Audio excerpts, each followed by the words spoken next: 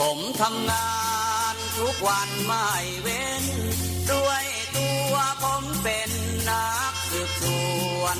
ช่วงเวลาต่อจากนี้ไปเข้มข้นทุกข่าวสารกับรายการเอิ้นให้ลุกปลุกให้ตื่นมั่นใจกับลูกเขยลาหาข่าวมาฝอยสู่ฟังของเรามาเร็วกันเถิดแม่เอวกลมข่าวใหม่ๆสดใสทุกตอนโปรดรับฟังบางอ่อนข่าวร้อนๆของผมเกิดเป็นผู้หญิงนี่แสนลำบากใจจริงๆนะเธออ้าวทำไมล่ะเธอก็อย่างที่ฉันเป็นอยู่เดี๋ยวนี้แหละปวดท้องน้อยปวดบั้นเอวทรมานจริงๆซื้อกาโน่หน่อยค่ะซื้อกาโน่นะครับซื้อกาโน่นะคะจะต้องรีบไปซื้อมาแล้วล่ะกาโน่จำชื่อกาโน่คนรุ่นใหม่ใช้กาโน่ยาน้ำว่านชักมดลูกกาโน่จัดจำหน่ายโดยบริษัทเวชภัณฑ์ยากาโน่ป๊อกซอฟตี้เครื่องหมายการค้าตรามือรับเหรียญทองยกสุดท้ายยาป๊อกกล่องสีเขียวตรามือรับเหรียญทองใช้บรรเทาการปวดเมื่อยตามกล้ามเนื้อเคล็ดขัดยอกยาป๊อกน้ำมันยาป๊อกกล่องสีเขียวตรามือรับเหรียญทองบรรเทาการปวดเมื่อยเคล็ดขัดยอกมีจำหน่ายตามร้านขายยาทั่วไปโรคริดซิดูมทวารหนักเป็นแล้วทรมานเริ่มต้นจากมีอาการคันบริเวณขอบรูทวารและมีอาการปวดถ่วงทวารหนักถ้าปล่อยไว้นานอาจมีแผลเป็นรูปกลีบมะเฟืองและเป็นหน่อคล้ายเดือยไก่มีเลือดไหลซึมถ้าเป็นมากจะถ่ายออกมาเป็นเลือดสามก๊กมาแล้วยาเม็ดบรรเทาริดซิดูมทวารหนักตราสามก๊กยาเม็ดบรรเทาริดซิดูมทวารหนักสามก๊กราม500ชนิดแคปซูลจัดจำหน่ายโดยบริษัทเวชภัณฑ์ยากาโน่ป๊อกซอฟตี้จำกัดเครื่องหมายการค้าตรามือรับเหรียญทองกล่องละ350 บาทมีจำหน่ายตามร้านขายยาชั้นนำทั่วไป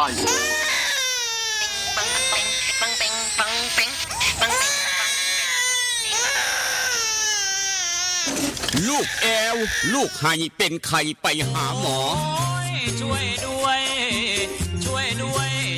น่อยคุณหมอไปคลินิกนายแพทย์จามิกรหรือว่าหมอดอดใจดีตั้งอยู่ตรงข้ามตลาดสดศรีเชียงใหม่ไปมาหางายตรวจรักษาโรคทั่วไปเด็กผู้ใหญ่ผู้สูงอายุความดันเบาหวานตรวจน้ำตาลในเลือดโรคทางเดินอาหารทางเดินหายใจปวดกล้ามเนื้อคอกระดูกเสื่อมมีวิตามินบำรุงผิวบำรุงร่างกายบริการส่งตรวจเอ็กซเรย์คอมพิวเตอร์ตรวจคลื่นแม่เหล็กไฟฟ้าไปคลินิกนายแพทย์จามิกรอยู่ตรงข้ามนาตลาดศรีเชียงใหม่ตรวจดีมีมาตรฐานบริการเหมือนญาติพี่น้องเปิดบริการสู้มือต้องไปหาหมอดอดใจดีสอบถามได้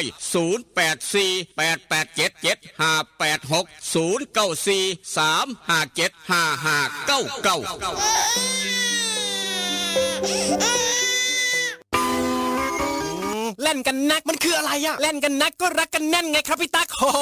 รักกันแน่นแน่นเหมือนอะไรครับพี่เหมือนเหงือกกับฟันรักกันแน่นดีใช่ก็ยาสีฟันสมุนไพรตราหมอจุฬาวันนี้ยิ่งมั่นใจปรับโฉมใหม่แต่รสชาติแน่นเหมือนเดิมด้วยสมุนไพร5 ชนิด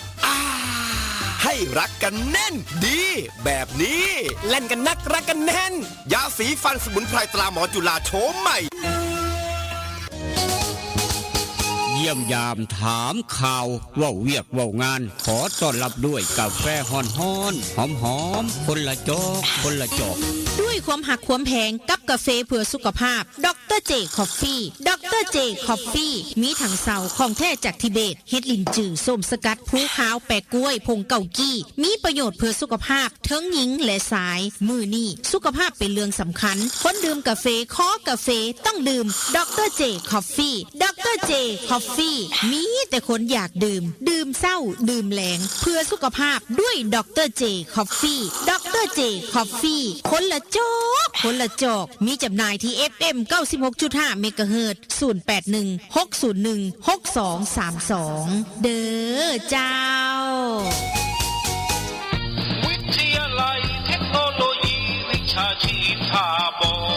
วิทยาลัยเทค โนโลยีวิชาชีพท่าบ่ออำเภอท่าบ่อจังหวัดหนองคายเปิดสอนหลักสูตรในระดับปวช ปวสจำนวน 13 สาขาวิชาเลือกได้ตามความถนัดคอมพิวเตอร์ธุรกิจการบัญชีการตลาดการท่องเที่ยวการโรงแรมโลจิสติกอาหารและโภชนาการธุรกิจสถานพยาบาลสถาปัตยกรรมช่างยนต์ช่างไฟฟ้าช่างอิเล็กทรอนิกส์และสาขาขายปลีกขายส่งเรียนจบมีงานทำมีหอพักชายหญิงบริการรถรับส่งมีทุนกู้ยืมเพื่อการศึกษาคนดีและคนเก่งมีทุนให้ฝึกทักษะอาชีพทุกสาขามีรายได้ระหว่างเรียนสื่อการสอนบุคลากรพร้อมรับผู้จบม.3 ม.6 หรือเทียบเท่าและจบม.7 จากเวียงจันทร์ถ้าคิดจะเรียนสายอาชีพต้องเรียนที่วิทยาลัยเทคโนโลยีวิชาชีพท่าบ่อสนใจติดต่อสอบถามได้ที่ 042-432-240 หรือดร.คำหนึ่งดร.รัชนีเลื่อนแก้ว 082-105-6994-091-863-0359 สมัครเรียนได้ทุกวันนะคะ เรียนดีมีทักษะพละเก่งเคร่งวัฒนธรรม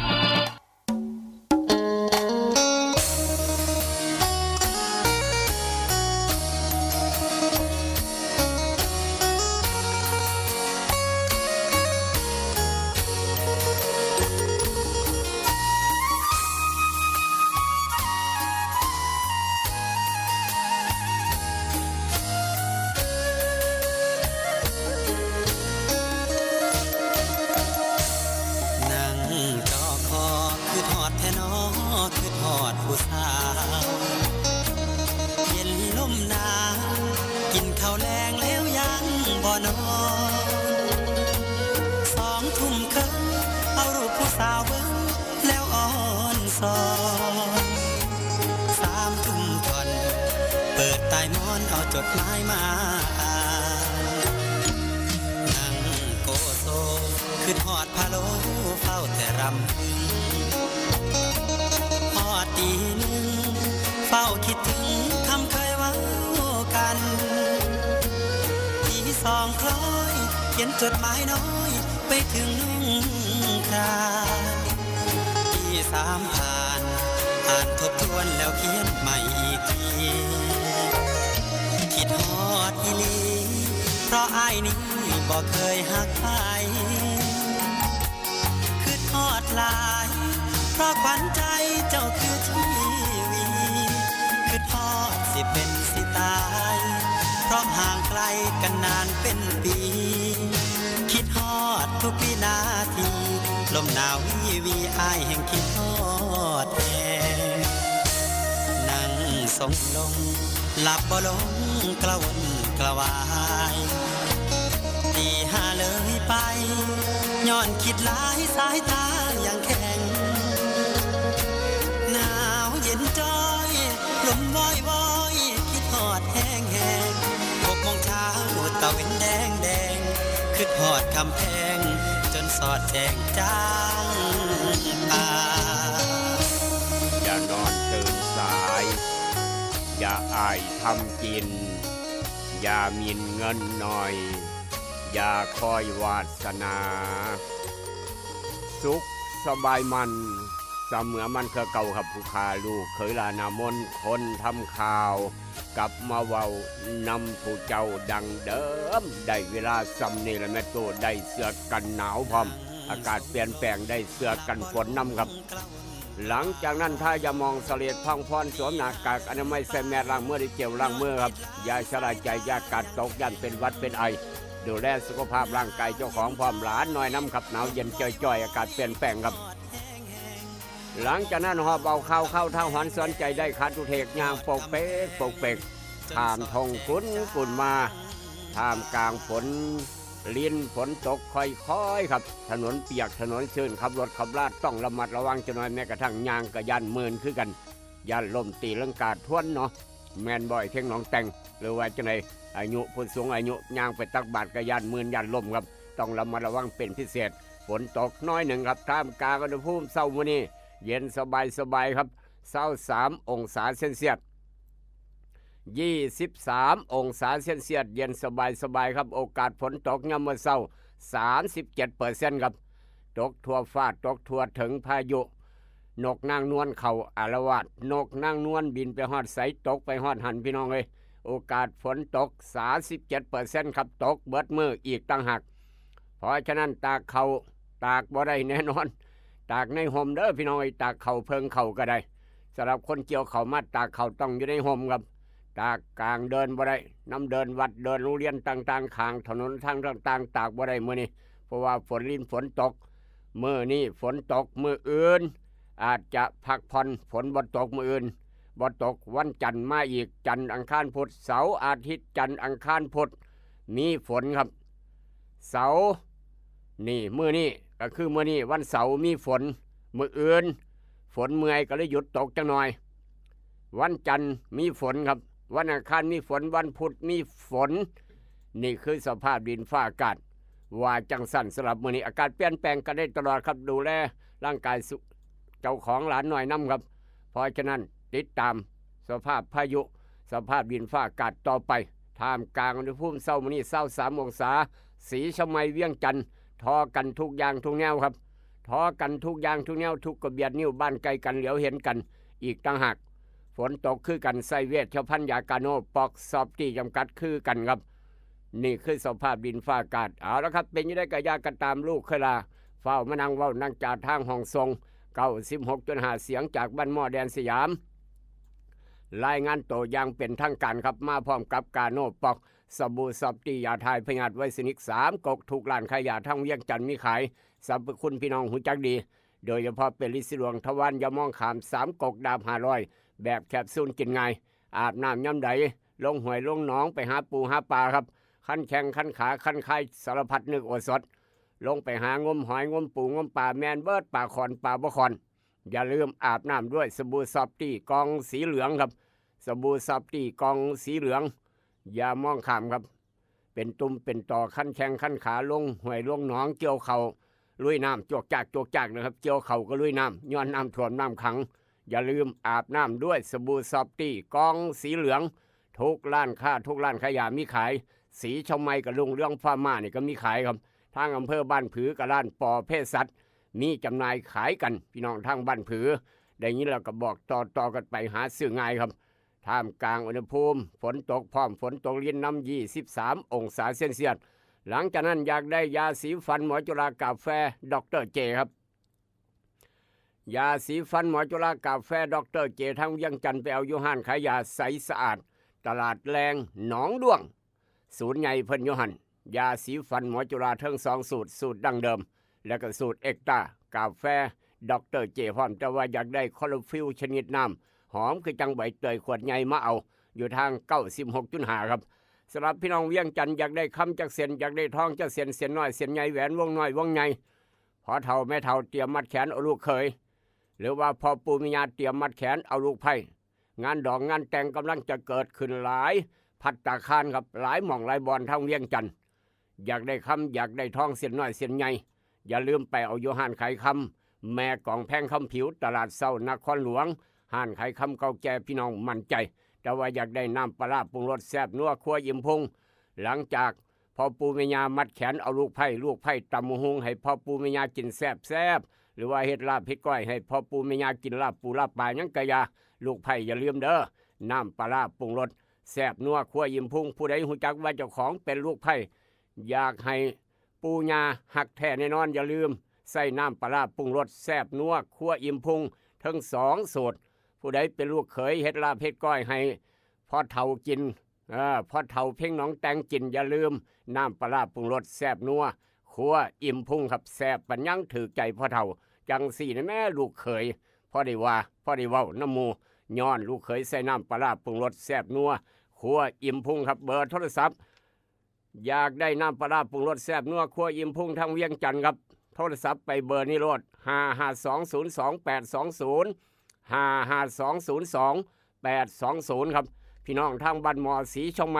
เมื่อวานไปถามเบิงศูนย์ตัวแทนจำหน่ายขายดีขนาดโดยเฉพาะสูตรใส่ตำมะฮุงสูตรแซ่บคูณ2ขายดีคัก0983458221 0983458221พี่น้องทางอำเภอเมืองหนองคายทางตำบลวัดธาตุทาง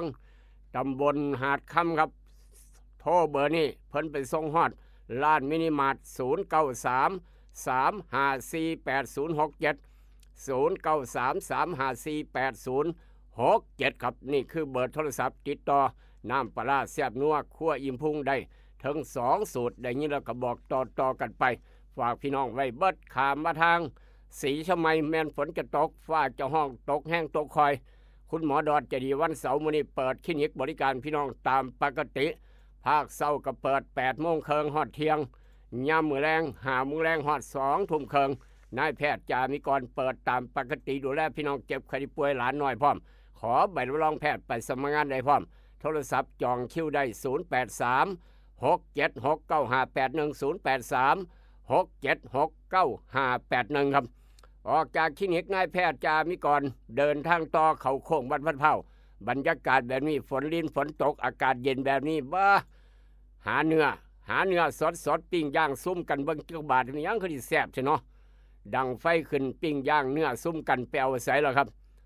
อูดเนื้อสดทางโค้งบ้านพัดเผาอูดเนื้อสดทางโค้งบ้านพัดเผาครับ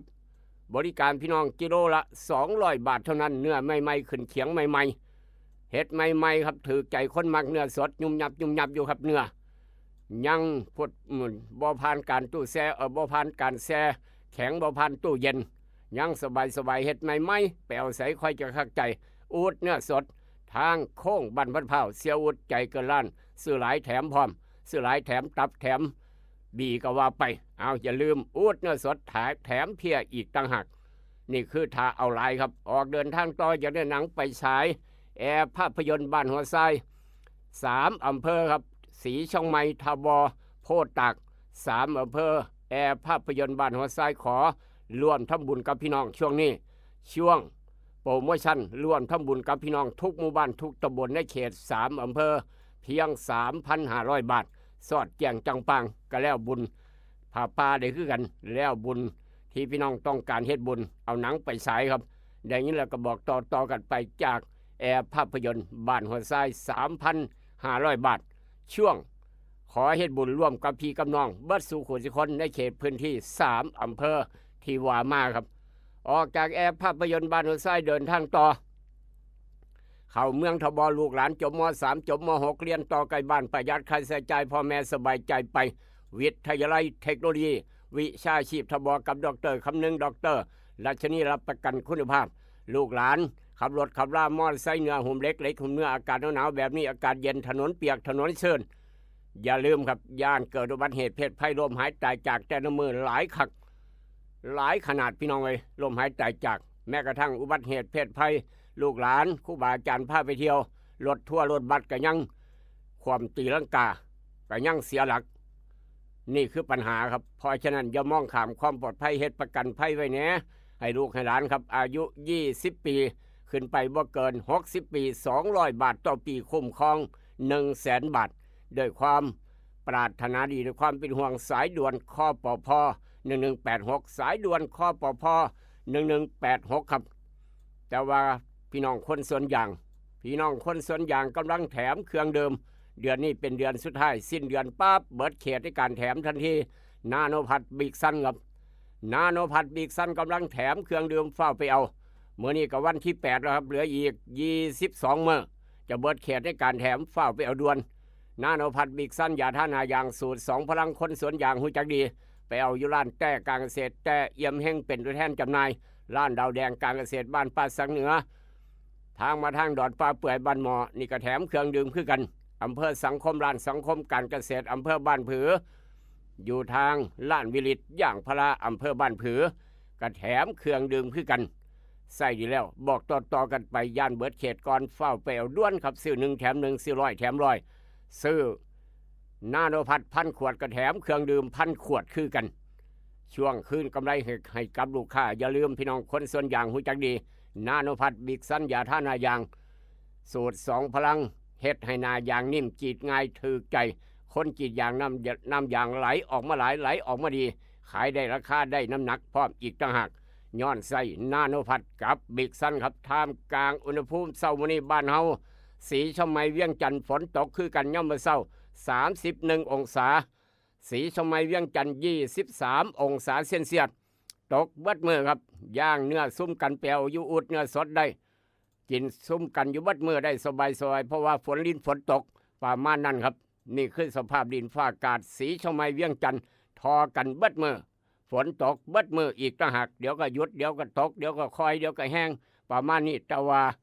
บ่เกิน35%ครับบ่เกิน35%ถือว่า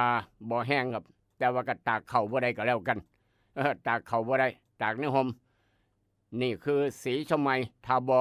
หนองคายบ้านเฮาประมาณกันตกเบิดมือเมื่อวานทางหนองคายก็ได้พี่น้องทาบอพร้อมอีกต่างหากเอาแล้วครับนกนางนวลเขามาอาละวาดจากสีชมัยเวียงจันทร์ไปทางผู้เลือจังหวัดเลยผาตากเสือก่อนครับผาตากเสือว่าจะได้เดี๋ยวนี้โอกาสฝนตกประมาณ 30% มีฝนตก24 องศาเซนเซียสอากาศสูงกว่าภาคพื้นดินครับฝนตกคือกันครับตกเบิดมือพร้อมอีกต่างหากรอบบ่ายรอบค่ำรอบบ่ายประมาณ 45% ครับทางผาตากเสือรอบบ่ายรอบค่ำครับ 45% พี่น้องตกแห้งกว่าภาคพื้นดิน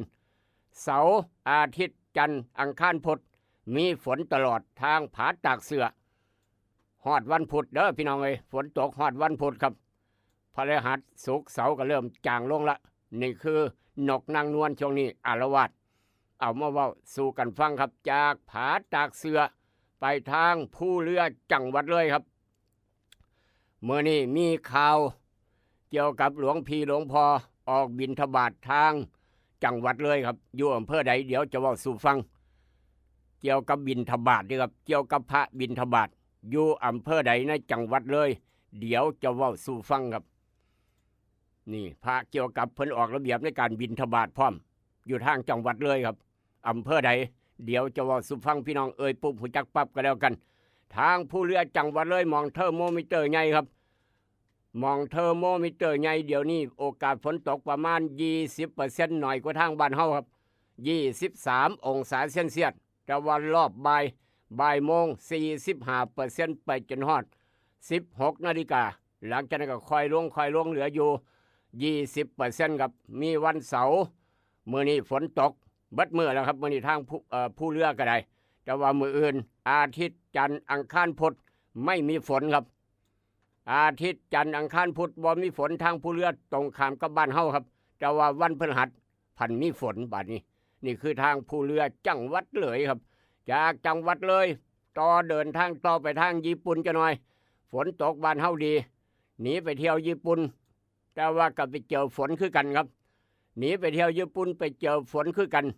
มื้ออื่นวันอาทิตย์มีฝนก้อนใหญ่ทางญี่ปุ่นครับมื้อนี้โอกาสฝนตกเพียง 10% ยามมื้อเช้า 8 โมงกว่าเดี๋ยวนี้ทางญี่ปุ่น 8 โมงกว่าครับผู้ใหญ่วิชัยบ้านโคกหนองแวงอยากไปเที่ยวญี่ปุ่นก็ได้ตามอัธยาศัยเพราะว่ากฐินแล้วเรียบร้อยหรือว่าผู้ใหญ่ใสป่าสักไตมูซีอยากไปก็บ่ว่ากันครับก็บ่ว่ากันท่านกำนันพึกบ้านพันเผากำนันตำบลหนองปลาปากกำนันสกไก่ทั้งบ้านเสียวแม้กระทั่งผู้ใหญ่ตุบ้านโนนสงาให้ผู้ใหญ่บ้านกำนันเพิ่นไปเป็นกลุ่มผู้ใหญ่บ้านกำนันไปน้ำกันสร้างญี่ปุ่นมื้อนี้นายสั่งทดพักผ่อนอยู่บ้านนอนฟังเสียงฝนก็แล้วกันบ่ได้ไปญี่ปุ่นอยู่ทางบ้านดอดกอดีกว่า13 องศาเซนเซียสหนาวเย็นมีเมฆมาก 8 โมงกว่าครับทางญี่ปุ่นมื้ออื่นมีฝนมื้อนี้ก็มีฝนแต่ว่ามื้ออื่นจะหนักกว่ามื้อนี้นั่นคือทางญี่ปุ่นสภาพดินฟ้าอากาศทางญี่ปุ่นเปรียบเทียบกับทางบ้านเฮาข้ามไปเบิ่งทางยุโรปจังหน่อยครับยุโรปว่าจังได๋ครับเดี๋ยวนี้กำลังจะฮอดตีหนึ่งโอกาสฝนตก 0% ความหนาวความเย็นผู้ใหญ่ม่วนบ้านฝางพออาเชษกัดนรงค์เจ้าของสวนปาล์มราคา6 บาทกว่าอุณหภูมิทางสวิตเซอร์แลนด์ก็เลย6 องศาเซนเซียสหนาวเย็นคักเย็นจ้อยๆครับเอาเนื้อง้อน้อยไปปิ้งย่างซุ้มกันอยากได้มาเอาอยู่ทางอูดเนื้อสดเด้อทางพออาเชษผู้ใหญ่ม่วนบ้านฝางหรือว่าคนอยากซุ้มแซวเนื้อได้บรรยากาศเขาบรรยากาศเพิ่นว่าปิ้งย่างไปพร้อมคุยกันไปพร้อมมาเอาอยู่อูดเนื้อสดทางโค้งบ้านพันเผาครับบ่ผิดหวังแน่นอนจากสวิตจากญี่ปุ่นจากทางผู้เรือผาตากเสือบ้านเฮาเวียงจันทน์อุณหภูมิแตกต่างกันโลกใบเดียวกันบ่คือกันเอามาเว้าสู่กันฟังประจำเช้าวันที่8 เดือนพฤศจิกายนพุทธศักราช 2568 ตรงกับวันเสาร์แรม3 ค่ำเดือน 12 ปีมะเส็ง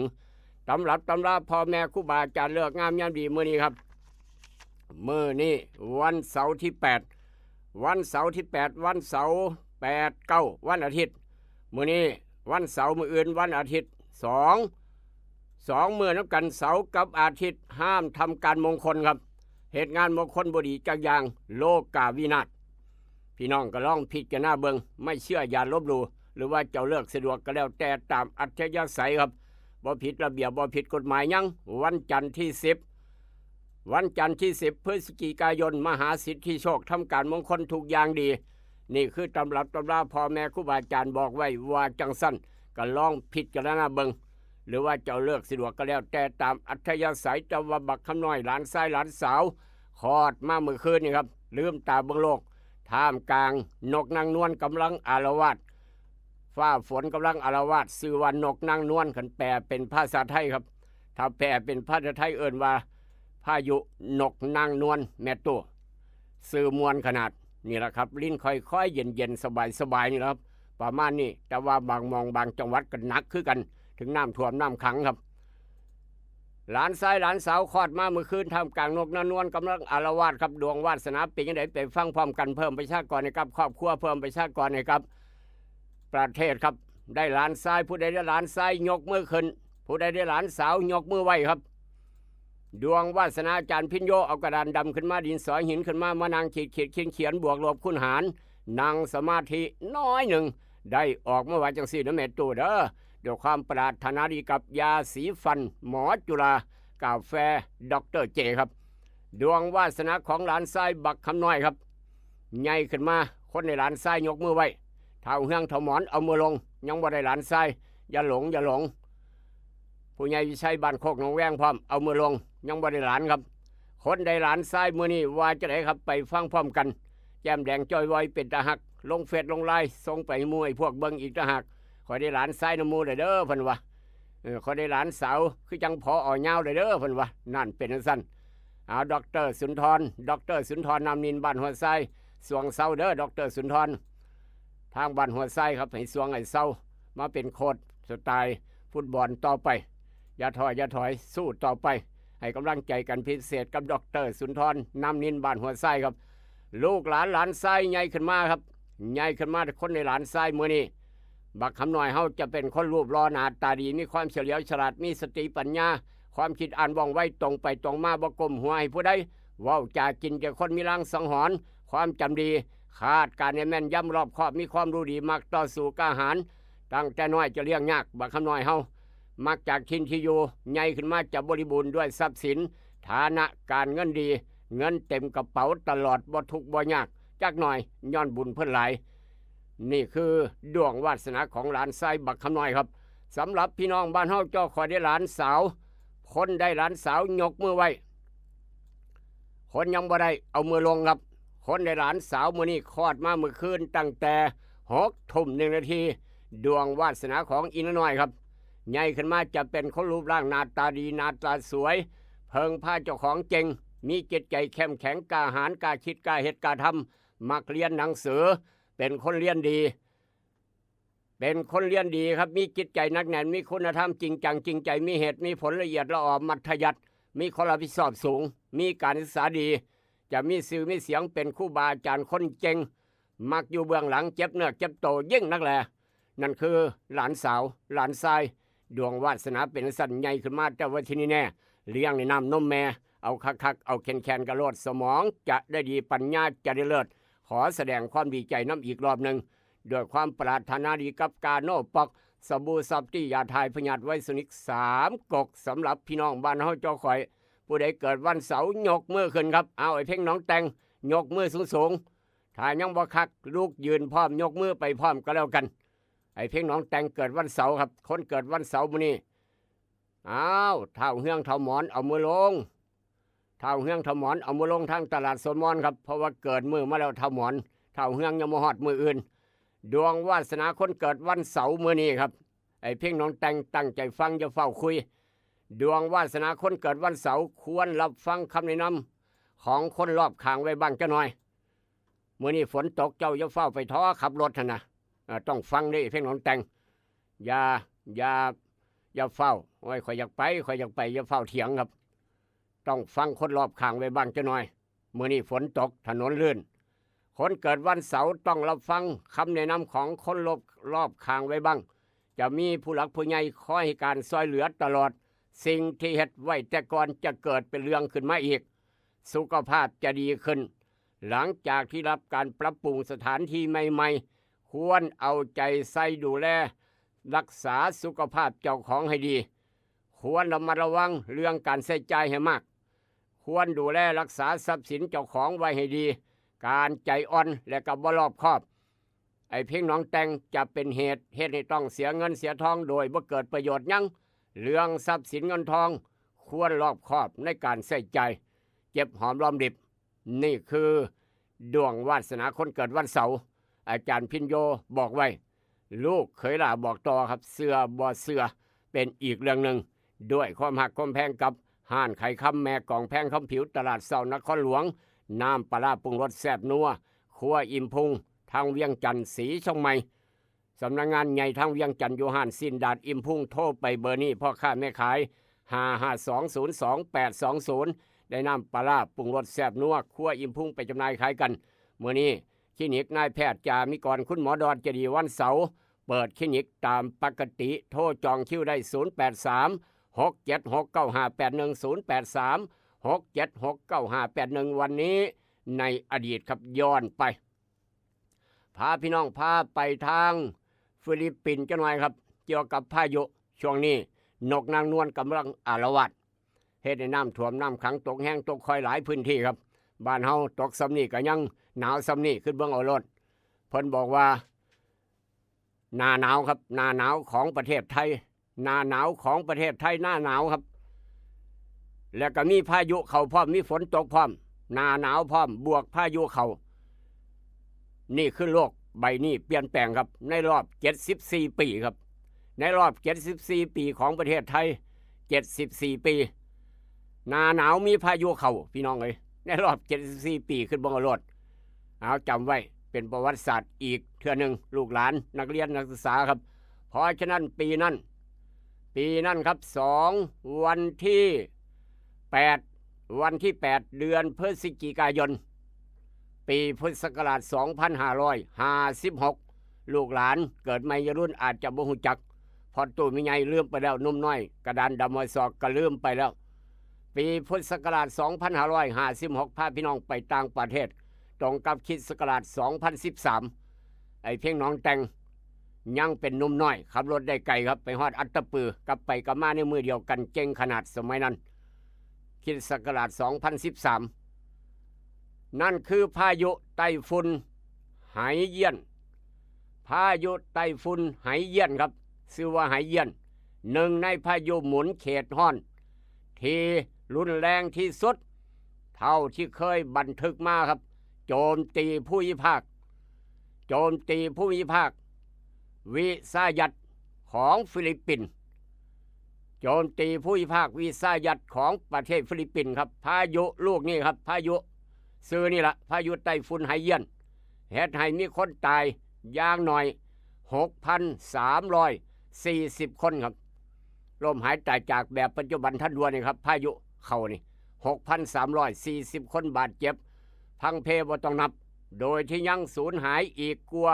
1,000 คนหาบ่พอเท่าปานนี้และก็สร้างความเสียหายประมาณ286,000 ล้านดอลลาร์สหรัฐครับ2.86 พันล้านดอลลาร์สหรัฐนี่คือค่าเสียหายครับ2.86 พันล้านดอลลาร์สหรัฐความเสียหาย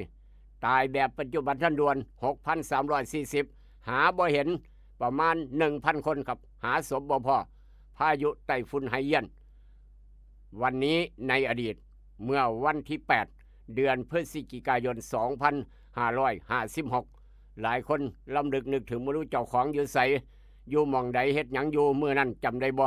ประมาณนั้นวันนั้นในอดีตมื้อนี้นกนางนวลอาละวาดในประเทศไทยครบ ในรอบ 74 ปีครับหนาวพร้อมหน้าหนาวพร้อมแล้วก็มีพายุเข้ามาอาละวาดพร้อมนกนางนวลนี่คือวันนั้นในอดีตมื้อนี้ปัจจุบันถ้าพี่น้องมีข่าวด่วนน้ำบ่ไหลไฟบ่สว่างหนทางบ่ดีคนตากเขามื้อนี้ฝนตกเบิดมื้อเด้อพี่น้องเอ้ย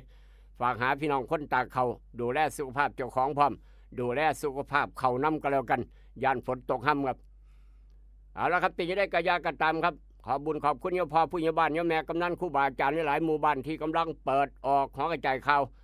หลายๆอำเภอครับพี่น้องฟังอยู่ต่างอำเภอต่างจังหวัดทางไลฟ์สด Facebook ทางออนไลน์พร้อมขอบุญขอบคุณอีกทีหนึ่งกับกาโนปอกสบู่ซอฟตี้ยาทายพยาธิไวสุนิก3กกเดินทางต่อไปสำรวจตรวจสอบหน้าหนึ่งของไทยรัฐเสาร์มื้อนี้ว่าจะไหนครับเกี่ยวกับการบ้านการเมืองเกี่ยวกับรัฐธรรมนูญครับของประเทศไทยหน้าหนึ่งไทยรัฐขึ้นข่าวใหญ่เทเลอร์ครับโต้จับบอกว่าโต้จับรัฐธรรมนูญเป็นตัวประกันนายกอนุทินยันยึดถือ MOA กับพรรคประชาชนครับ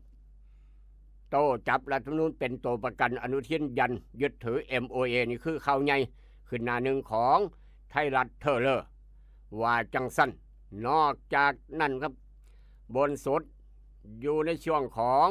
อยู่ในห่วงเวลาของพี่น้องคนไทยครับพระสงฆ์นิกรชาวไทยโศกเศร้าจากการสวรรคตของพระพันปีหลวงครับในหลวงราชินีเสด็จบำเพ็ญกุศลในหลวงราชินีเสด็จบำเพ็ญกุศลครับนอกจากนั้นกอบร่องกอบย่อยจังหวัดริมแม่น้ำเจ้าพระยาจมนกนางนวลอาละวาดครับจังหวัดริมแม่น้ำเจ้าพระยาจมน้ำท่วมครับนั่นคืออีกกรอบหนึ่งนอกจากนั้นรัฐมนตรีว่าการกระทรวงพาณิชย์ขายเข่า100,000 ตันให้สิงคโปร์เป็นข่าวแล้วก็มีอีกกรอบนี้ครับตะลึงครับตะลึงพี่น้องมี9 ล้านซื้อหนึ่งในนั้นอาจจะมีซื้อลูกเคยลาพร้อมก็ได้คือกันหนึ่งในนั้นอาจจะมีซื้อลูกเคยลาซื้อผู้ยมวนบ้านฝางซื้อพอเชษหรือว่าซื้อทางล่องสังก็ได้ครับผู้ใดจะไปหูจักอาจจะมีซื้อล่องสังซื้อลูกเคยลาพร้อมก็ได้ตะลึงครับมี9 ล้านซื้อจับขายข้อมูลครับจับขายข้อมูลให้กับพวกแก๊งสแกมเมอร์อาจจะมีซื้อมีเบอร์โทรศัพท์พร้อมเพราะว่าโทรมายามใดก็หูจักฮอดซื้อหูจักฮอดโทรศัพท์จักไม่ได้มาใส่นี่แหละครับมีคนเอาไปขายขายซื้อขายข้อมูลให้กับพวกสแกมเมอร์แก๊งคอนเซนเตอร์ตะลึง9 ล้านซื้อครับ DSI ครับขยับลุยสืบเงินช่อช่างครับนี่คือหัวข้อข่าวล่างสุดของไทยรัฐว่าจังสันภาวนาอย่าให้มีสื่อแท้เจ้าข่อยไปอยู่ในมือของโจรผู้ร้ายพวกสแกมเมอร์พวกแก๊งคอนเซนเตอร์ก็แล้วกันแต่ว่ากะจังได้ก็มีเพราะว่าโทรมาซื้อนั่นซื้อนี่บ่ครับเพิ่นว่าเฮ็ดนั่นเฮ็ดนี่อยู่บ่เพิ่นว่าโอ้ยหูจักดีปัญญังพี่น้องเอ้ยโพดเหลือแสดงว่านี่แหละครับมีคนเอาซื้อนามสกุลเฮาเบอร์โทรศัพท์เฮาไปขายข้อมูลครับตะลึงครับมี9 ล้านซื้อพี่น้องนี่คือไทยรัฐว่าจังสั้นติดตามตอนต่อไปก็แล้วกันจากไทยรัฐหน้าหนึ่งมาด่วนไทยรัฐครับมาด่วนไทยรัฐว่าจะไหนครับด่วนไทยรัฐบอกว่ากรุงเทพโพสำนักโพกรุงเทพเผยคนไทยเกินเคิงอยากเป็นเจ้าของธุรกิจแต่ว่าไม่มีเงินทุนครับว่าจังสันติดตามตอนต่อไปเปิดปากเซียนพระเหตุต้องขาดทวงน้ำจิกสาวเหตุต้องขาดทวงน้ำจิกสาวครับเจอตำรวจไล่ล่าลดความถึกจับผมก็เลยขาจิกสาวครับเป็นข่าวถึกจับเรียบร้อยพลโทบุญศิลป์ครับอดีตแม่ทัพภาค2พลโทบุญศิลป์อดีตแม่ทัพภาค2ยันต้องทวงคืนปราสาทตาควายแน่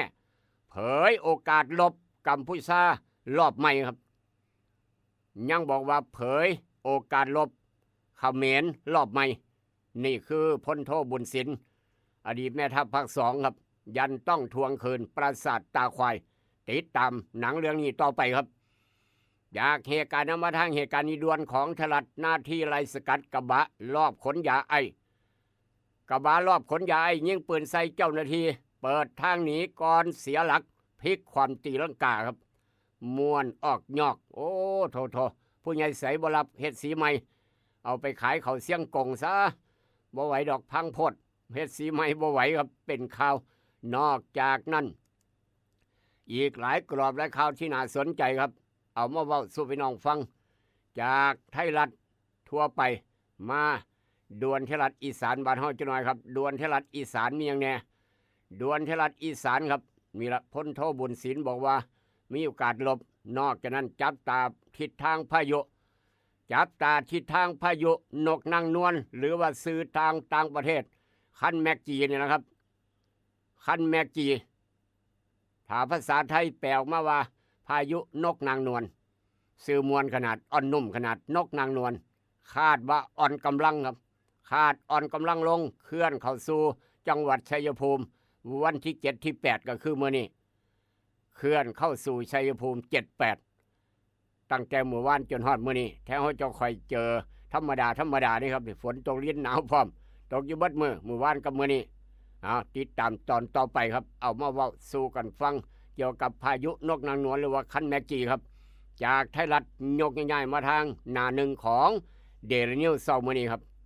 หน้าหนึ่งเดลินิวส์มื้อนี้เสด็จบำเพ็ญพระราชกุศลถวายพระพันปีนี่ครับครบ15มื้อถ้วยราชทุกหมู่เหล่าน้อมรำลึกลังไหลสักการะแสดงความอาลัยครับนอกจากนั้นยังอีกหลายกรอบหลายข่าวกรอบร่องกรอบย่อยของเดลินิวส์มื้อนี้คนละเคิงมื้อแรกทะลุ 35,000 คนครับเกี่ยวกับส่งของซื้อเดลิเวอรี่คึกขนาดอยู่ทางกรุงเทพมื้อเดียวทะลุ 35,000 คนผ่านแพลตฟอร์มรุ่นนายกหนูตอบเฟส2ครับเฟส2จะมีอีกบ่ประมาณนั้นครับนอกจากนั้นเฉลยเขมรอ่อนคนเขมรถูกจับช่วงลบกันครับเฮ็ดฟันก่อนปล่อยขอทำฟันก่อนปล่อยบิ๊กเล็ก9เฮ็ด2ขอถอนอาวุธกู้บึ้มจบซะก่อนสั่งศูนย์เฝ้าระมัดระวังเข้ม24 ชั่วโมงครับรับมือท่วมทันทีพิพัฒน์จี้ซอยครบทางบกทางล่างทางน้ำทางอากาศนี่คือข่าวครับนอกจากนั้นกรอบร่องกรอบย่อยของเดลินิวส์มื้อนี้ครับขายข้าวแสนตันไทยสิงคโปร์นายกเปิดตลาดคาร์บอนเครดิตเป็นข่าวเหนืออีสานอ่วมบ้านเฮือนไรหน้าจมมิดพิษนกนางนวลครับเขื่อนภูมิพลใกล้ล้นเขื่อนภูมิพลน้ำกำลังจะล้นแล้วครับว่าจังสันนี่คือข่าวจากเดลินิวบอกว่าจังสันนอกจากนั้นยังอีกหลายกรอบหลายข่าวที่น่าสนใจครับนักเรียนม.5 อุบัติเหตุเพศภัยพี่น้องถึกหลานไส้ผู้ใดก็บ่ดีใจแล้วบ่อยากเห็นบ่อยากพ่อบ่อยากยินพร้อมนี่แหละครับด้วยความเป็นห่วงสายด่วนคปภ1186ข่าวด่วนกันเข้ามาครับนักเรียนม.5 ขี่มอเตอร์ไซค์ไปวันเกิดหมู่นักเรียนสั้นม.5 ครับขี่มอเตอร์ไซค์จวดจรวดทางเรียบไปวันเกิดหมู่ห้องเดียวกันตำท้ายรถพ่วงขับเร็วครับไปตำท้ายรถพ่วงตายคอรอครับถูกรถพ่วงลากไปประมาณ200 เมตรจากสิรอดได้จังไดว่าได้ร่วมวันเกิดหมู่จ้อยของตายย้อนฟังครับเป็นอุทาหรณ์สอนใจความตายแขนคอทุกบาดยางพ่อกับแม่เสียใจครูบาอาจารย์ก็เสียใจครับหมู่พวกเพื่อนฝูงก็ให้น้ำวนนี่คือย้อนเฝ้าจรวดทางเรียบเนื้อหุ้มเหล็กอันตรายคักแม้กระทั่งเหล็กหุ้มเนื้อกระลมหายตายจากได้อย่ามองข้ามความปลอดภัยด้วยความปรารถนาดีกับสายด่วนคปภ1186เดี๋ยวกลับมาพอกันกับอาหารสมองยามมื้อเช้ายกต่อไปยกที่2ครับคิดทองให้ได้ทองคิดเงินให้ได้เงินคุณกำลังรับฟังอาหารสมองยามเช้ายิ้มฝังโขงกับรายการให้ลุกปลุกให้ตื่นให้รู้ปลุกให้ตื่นอยู่นะครับอยู่นะคะรวยขอให้รวยขอให้รวยขอให้รวย เกิดเป็นผู้หญิงที่แสนลำบาก ใจจริงๆนะเธอ อ้าวทำไมล่ะเธอ ก็อย่างที่ฉันเป็นอยู่เดี๋ยวนี้แหละ ปวดท้องน้อย ปวดบั้นเอวทรมานจริงๆซื้อกาโน่หน่อยค่ะ ซื้อกาโนนะครับ ซื้อกาโน่นะคะจะต้องรีบไปซื้อมาแล้วล่ะ กาโน่จำชื่อกาโน่กาโน่กาโน่คนรุ่นใหม่ใช้กาโน่ยาน้ำว่านชักมดลูกกาโน่จัดจำหน่ายโดยบริษัทเวชภัณฑ์ยากาโน่ป๊อกซอฟตี้เครื่องหมายการค้าตรามือรับเหรียญทอง ยกสุดท้าย ยาป๊อกกล่องสีเขียว ตรามือรับเหรียญทอง ใช้บรรเทาการปวดเมื่อยตามกล้ามเนื้อเคล็ดขัดยอกยาป๊อกน้ำมันยาป๊อกกล่องสีเขียว ตรามือรับเหรียญทองบรรเทาการปวดเมื่อยเคล็ดขัดยอกมีจำหน่ายตามร้านขายยาทั่วไปโรคริดซิดูมทวารหนักเป็นแล้วทรมาน เริ่มต้นจากมีอาการคันบริเวณขอบรูทวารและมีอาการปวดท่วงทวารหนัก ถ้าปล่อยไว้นานอาจมีแผลเป็นรูปกลีบมะเฟืองและเป็นหน่อคล้ายเดือยไก่มีเลือดไหลซึมถ้าเป็นมากจะถ่ายออกมาเป็นเลือดสามก๊กมาแล้วยาเม็ดบรรเทาริดซิดูมทวารหนักตราสามก๊กยาเม็ดบรรเทาริดซิดูมทวารหนัก3 ก๊กราม500ชนิดแคปซูลจัดจำหน่ายโดยบริษัทเวชภัณฑ์ยากาโน่ฟ็อกซอฟตี้จำกัดเครื่องหมายการค้าตรามือรับเหรียญทองกล่องละ350 บาทมีจำหน่ายตามร้านขายยาชั้นนำทั่วไป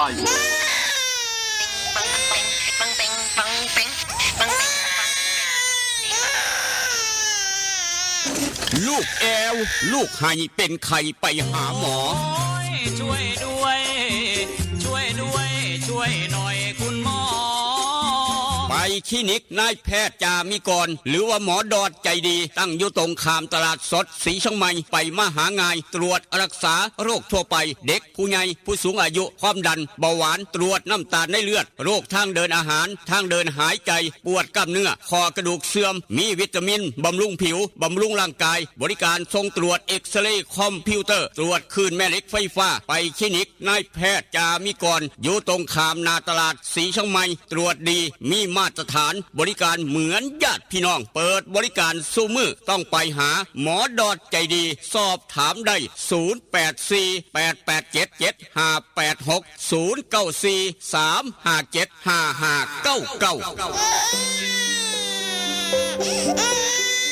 จึงยอมถอดแหวนที่แม่เคยสวมนิ้วให้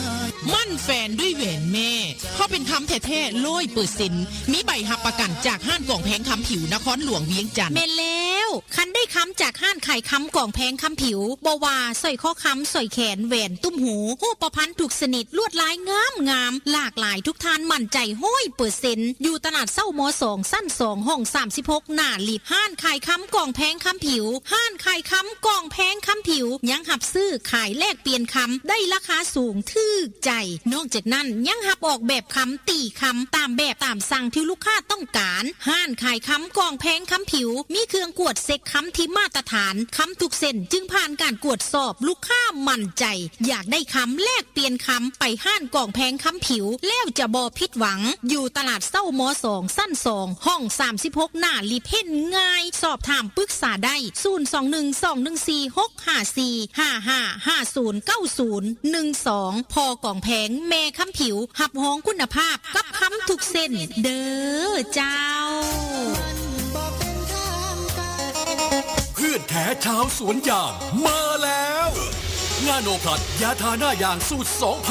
ลังที่1ทำให้หน้ายางนิ่มหน้ายางไม่ดำไม่ตายนึ่งพลังที่2ทำให้น้ำยางออกเยอะออกหลายมีดน้ำยางน้ำหนักดีนาโนพลัดขนาด1ลิตรทาต้นยางได้มากกว่า 2,000 ต้นนาโนพลัดเหมาะสำหรับยางอายุ 10-18 ปีสำหรับยางใหญ่อายุมากกว่า18 ปีใช้บิ๊กซันระวังของปลอมและของเรียนแบบของแท้ต้องชื่อนาโนพลัดของแท้ต้องมีตราสสวัสดี1998นาโนพลัดและบิ๊กซันหาซื้อได้ที่ร้านวิลิตยางพาราอำเภอบ้านผือจังหวัดอุดรธานีร้านสังคมการเกษตรอำเภอสังคมจังหวัดหนองคายและร้านเคมีเกษตรชั้นนำใกล้บ้านท่านสูตรเด็ดนาโนพลัดใช้แล้วน้ำยางเยอะน้ำยางน้ำหนักดีแซ่บนัวมีไว้ในครัวของพี่น้องเลี้ยวบอน้ำปลาปรุงรสแซ่บนัวครัวอิ่มพุงแซ่บ นัวครัวอิ่มพุงน้ำปลาปรุงรสแซ่บนัวครัวอิ่มพุงมี2สูตรน้ำปลาแซ่บนัวครัวอิ่มพุงสูตรแซ่บคูณ2ฟ้าสีส้มใส่ตำหมักหุงตำมั่วตำซั่วตำถาดตำสารพัดตำแซ่บหลายแซ่บหลายน้ำปลาแซ่บนัวครัวอิ่มพุงสูตรลดมือแม่ฟ้าสีเหลืองใส่ลาบก้อยซอยแสอ้อออมแกงได้รสเด็ดแซ่บแซ่บเด้อเจ้ากินหอมแซ่บนัวแท้ว่ามือนี้พอข้าแม่ขายต้องการเป็นตัวแทนจำหน่ายน้ำปลาปรุงรสแซ่บนัวครัวอิ่มพุงทั้ง2สูตรสนใจติดต่อหนองคายสีเชียงใหม่093 354 8067 098 345 8221นครหลวงเวียงจันทร์อยู่ห้านสิ้นดาดอิ่มพุงต่อหน้าห้านอาหารต้นตาลบ้านสีสมซืนถนนเก้าเลี้ยวเมืองสีโคตรโทรศัพท์552-02820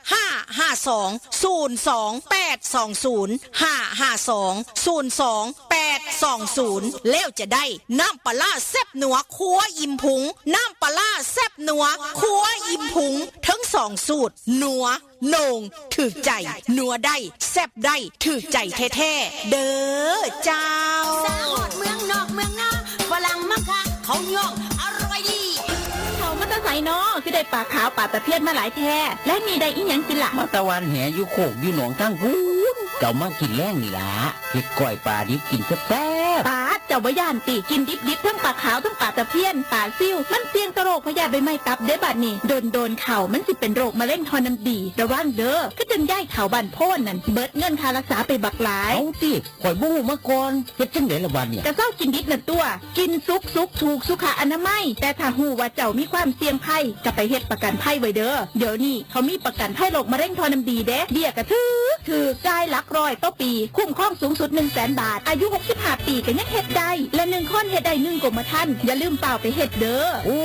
ดีแท้ล่ะเฮ็ดจังได๋ล่ะ ก็ไปเลยที่บริษัททิพยประกันภัยหรือบริษัทประกันภัยไทยวิวัฒน์หรือสอบถามเพิ่มเติมกติดต่อได้ที่สำนักงานคปภ.ภาค 3 ขอนแก่นโทร 043-244-280-108 เด้อ นั่นแหละครับฝากพี่น้องไว้ครับด้วยความเป็นห่วงสายด่วนคปภ1186พี่น้องอย่ามองข้ามประกันภัยเพื่อสุขภาพประกันภัยอุบัติเหตุประกันภัยทุกอย่างทุกแนวทุกบริษัทในประเทศไทยที่พี่น้องเฮ็ดประกันภัยครับถ้ามีปัญหามาด้านการประกันภัยมีปัญหาปรึกษาสายด่วนคปภ1186สำนักงานเพิ่นอยู่สารกลางจังหวัดหนองคายสั้น2ตึกด้านหลังสำนักงานหมู่นี้ดูแล2จังหวัดหนองคายกับบึงกาฬครับหนองคายกับบึงกาฬดูแล2จังหวัดน้ำกันบ้านเฮา